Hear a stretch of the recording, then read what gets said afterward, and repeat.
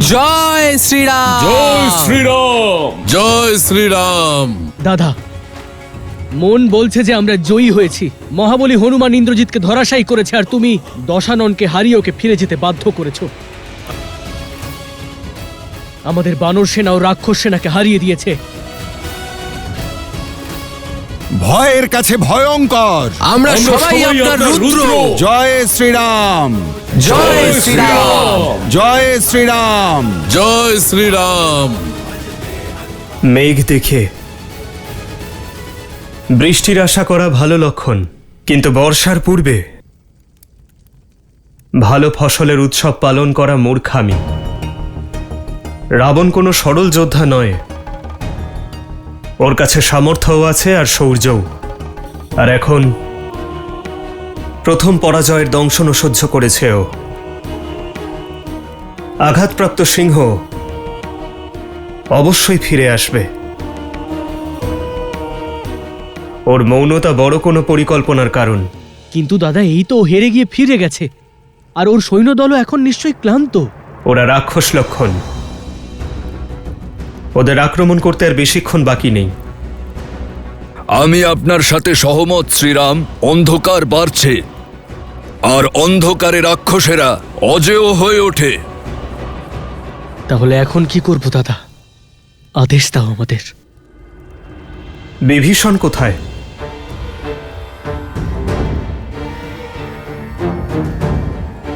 নল, নীল।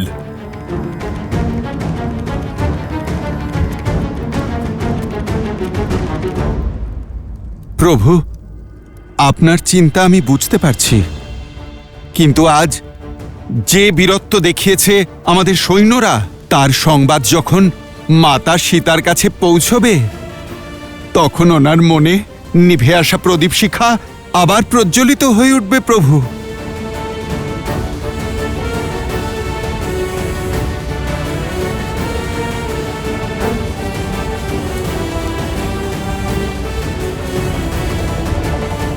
সীতা, সীতা।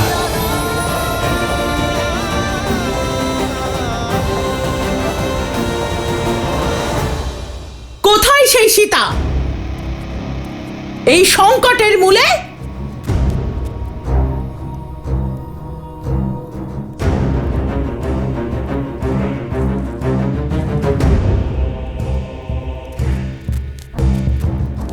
আজ তোমাকে মেরে রাক্ষস কুলে যে সংকট ঘনিয়ে এসেছে তাকে সমাপ্ত করে দেব।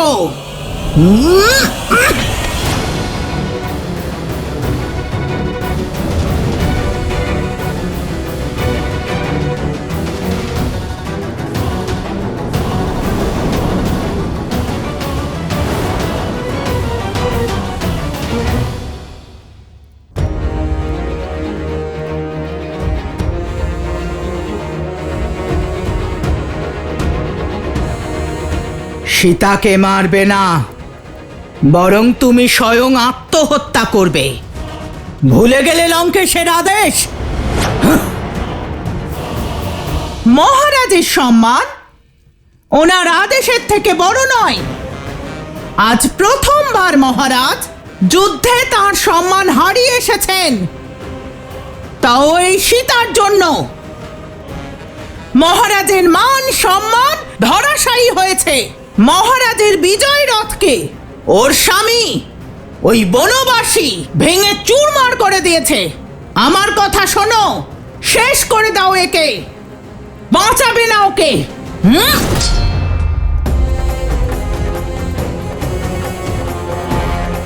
ওকে নয়, তোমায় বাঁচাচ্ছি।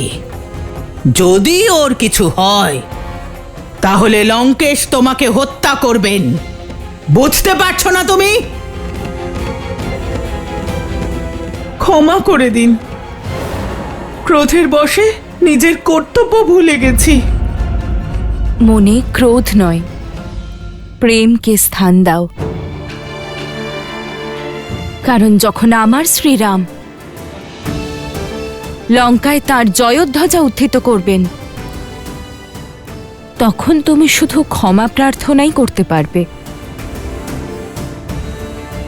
তাই সময় থাকতে প্রায়শ্চিত্ত করো, ক্ষমা পেয়ে যাবে। তুমি মূর্খ, আর না হলে খুব বোকা। এরকম কিচ্ছু ঘটবে না। সংসার ভয় পাবে কেবলমাত্র লঙ্কেশকে। আধিপত্য থাকবে শুধুমাত্র কুম্ভকর্ণ আর ইন্দ্রজিতের মতো বীরেদের। তুমি যতই এটা উপেক্ষা করার চেষ্টা করো, শ্রীরামের বিনাশ নিশ্চিত। উপেক্ষা তোমরা করছো বিধির বিধানকে, ধর্ম অধর্মের ব্যবধানকে। কারণ এই যুদ্ধের শেষে জয় শুধু ধর্মের হবে, আমার শ্রীরামের হবে। তাকে না তোমাদের অন্ধবিশ্বাস আটকাতে পারবে, আর না তোমাদের লঙ্কেশের অহংকার।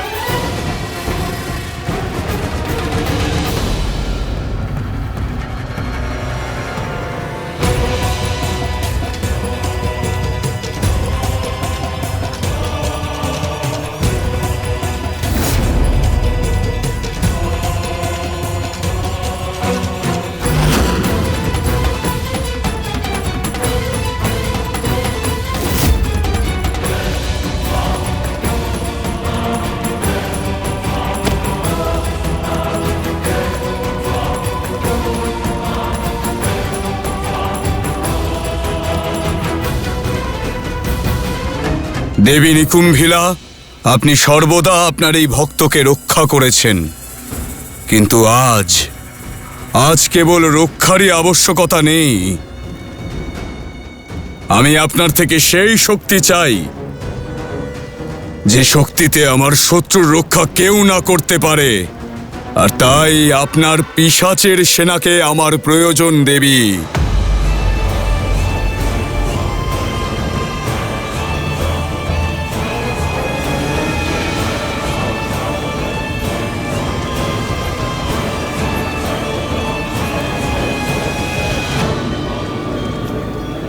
ओम ब्रीम निकुंभले शत्रु संभ्यापाद्याबाद फट। ओम ब्रीम निकुंभले सर्वशत्रु स्तंभ्याबाद्याबाद्या फट।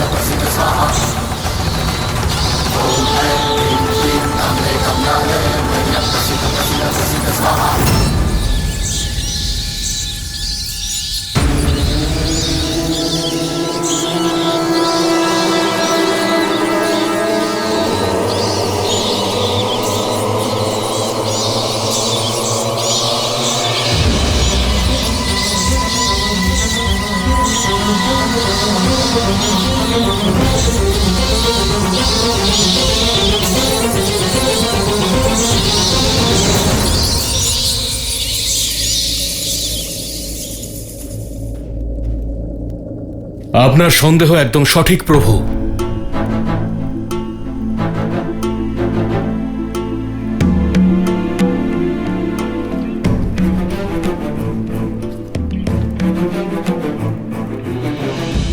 দশানন নিজের অপমান ভোলেন না, এমনকি প্রতিশোধ নিতেও না। আর আজ ওনার কাছে দুটি কারণই আছে। আপনার কাছে পরাজিত হয়েছেন এবং ইন্দ্রজিৎ আহত, তাই এই মৌনতা আসন্ন ঝড়ের পূর্বাভাস। আমার অভিজ্ঞতা বলছে দশানন শান্ত হয়ে থাকবেন না। অন্ধকারের সুযোগ নিয়ে রাত্রিতে মায়াযুদ্ধের শঙ্খনাদ করবেন।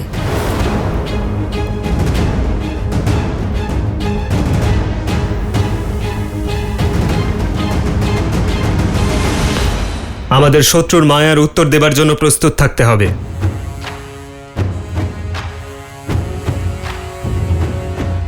বলুন বিভীষণ, আমাদের সৈন্যদের সতর্ক করুন। রাক্ষসেরা রাত্রির অন্ধকারে কোন কোন মায়ার খেলা খেলে?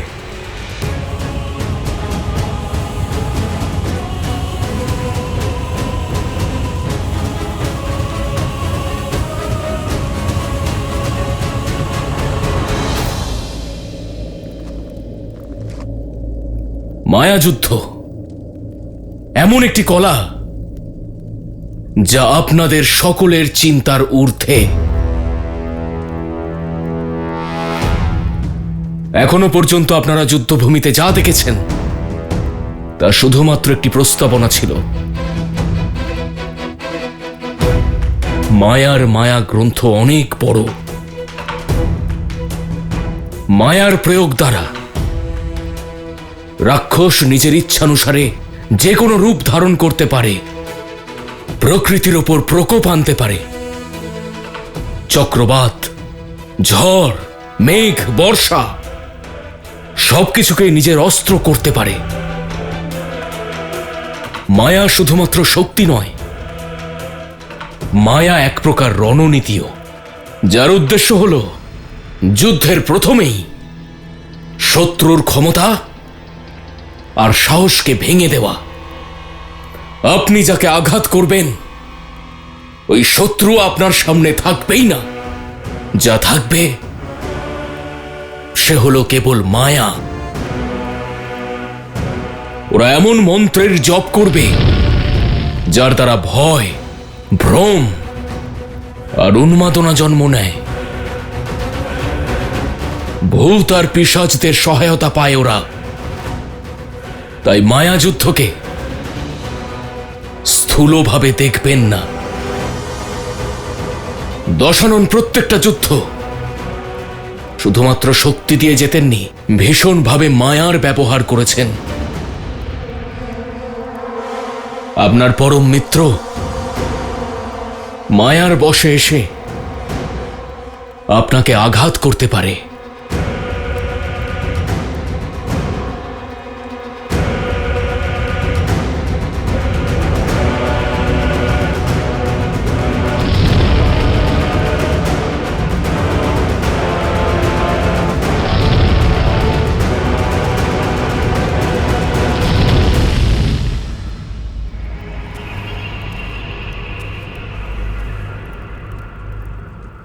যেমনটা বিভীষণ বললেন, রাক্ষসেরা রাতে শক্তিশালী হয়ে ওঠে। সেই জন্য আমরা রাতে ওদের আক্রমণ করা থেকে বিরত থাকব। কিন্তু যদি শত্রুরা আক্রমণ করে তবে আমরা আমাদের সম্পূর্ণ শক্তি দিয়ে শত্রুদের আক্রমণের উত্তর দেব। आक्रोश जोश क्रोध का ये क्षण है अति विरोध। হনুমান, জাম্ববান, সুগ্রীব, কেশরী, নল, নীল আর অঙ্গদ বাকি সৈন্যদের সঙ্গে আমাদের বিস্তৃত শিবিরের বিভিন্ন জায়গায় প্রস্তুত থাকবেন।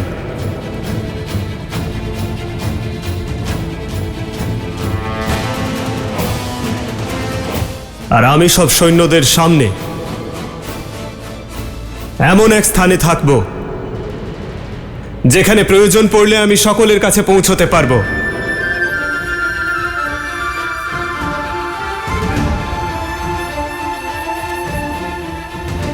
এ ধর্মযুদ্ধ,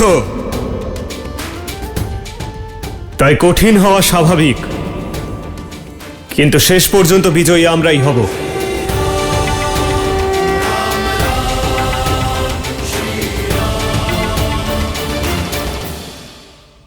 শীঘ্রই আমার মেঘনাদের যজ্ঞ সম্পন্ন হবে, আর শীঘ্রাতি শীঘ্র হবে ওই বনবাসীর বিনাশের সূচনা।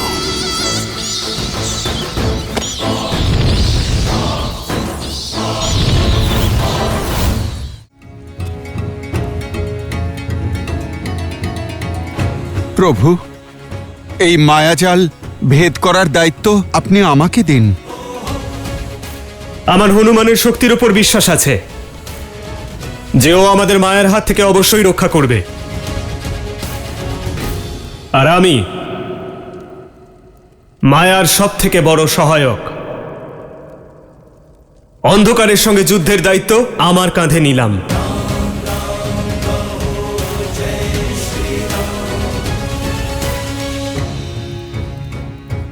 আমরা অন্ধকারকে উজ্জ্বল দিয়ে পরাজিত করব, পবিত্র অগ্নিকে প্রজ্বলিত করব, অপবিত্রতার সর্বনাশ করব।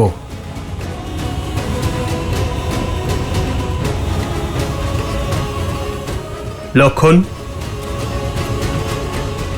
হ্যাঁ দাদা। অগ্নি অস্ত্রকে আহ্বান করার জন্য প্রস্তুত থেকো। আমাদের যে কোনো মুহূর্তে আকাশ থেকে অন্ধকারের আবরণ সরানোর প্রয়োজন পড়তে পারে। আর হ্যাঁ, মায়ার যে কোনো সংকেতকে অগ্রাহ্য করো না। যথা আজ্ঞা দাদা। জয় শ্রীরাম, জয় শ্রীরাম। স্বামী, এটাই বলতে চাও তো যে এই যুদ্ধ আমার লঙ্কার আর আমার রাক্ষস কুলের সর্বনাশ করে দেবে? কারণ ওই বনবাসী এক নর নয়, স্বয়ং নারায়ণ। যখন আপনি আমার পুত্রকে যুদ্ধক্ষেত্রে পাঠিয়েই দিয়েছেন, তখন আমার আর বাধা দিয়ে কি লাভ?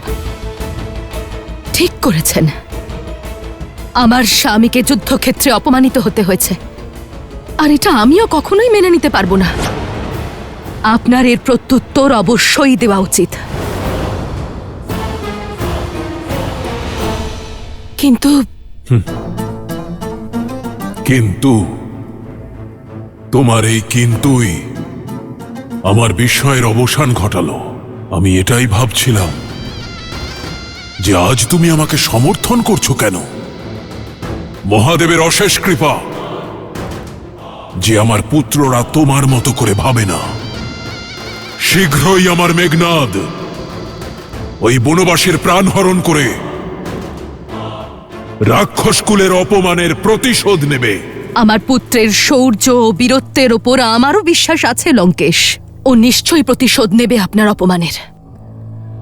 আমি শুধু এইটুকু বলতে চাইছি যে এই প্রতিশোধের পর আপনি এই অধ্যায়টাকে সমাপ্ত করুন।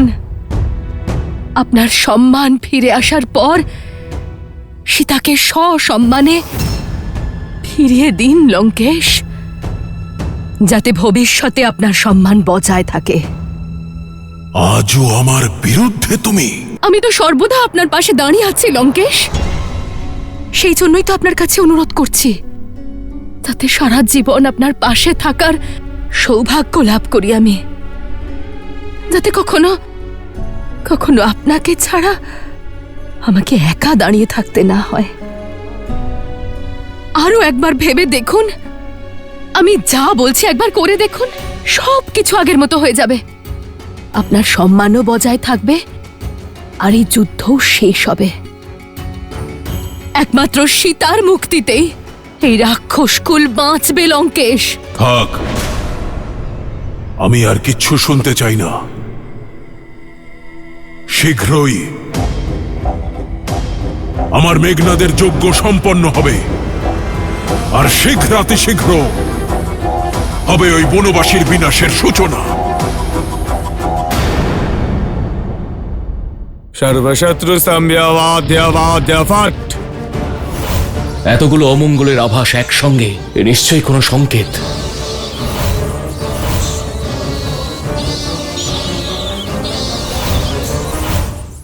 সর্বশত্রু সম্যবাদ্যবাদ্য ফট। ওম ওম হ্রিম নিকুম্ভলে সর্বশত্রু স্তম্ভ্যাবাদ্যাবাদ্যা ফট।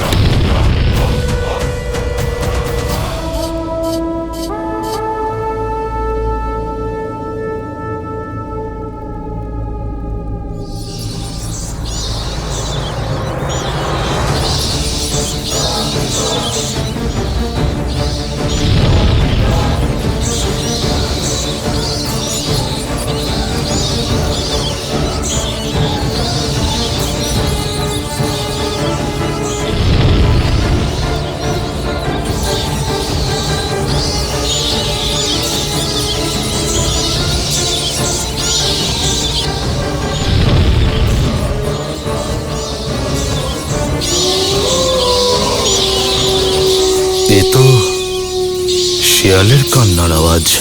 বেচারাও চিৎকার করছে।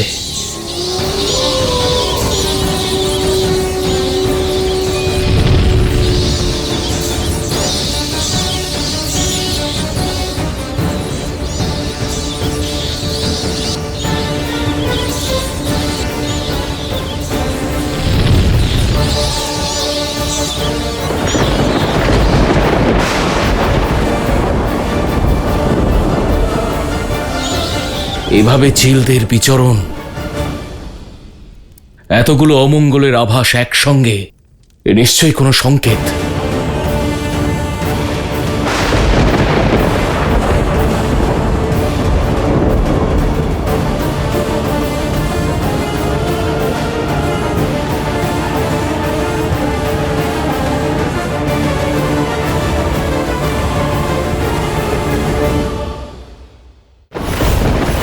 আপনার এই পুত্র নিজের প্রতিশ্রুতি পালনের জন্য প্রস্তুত হয়েছে পিতা।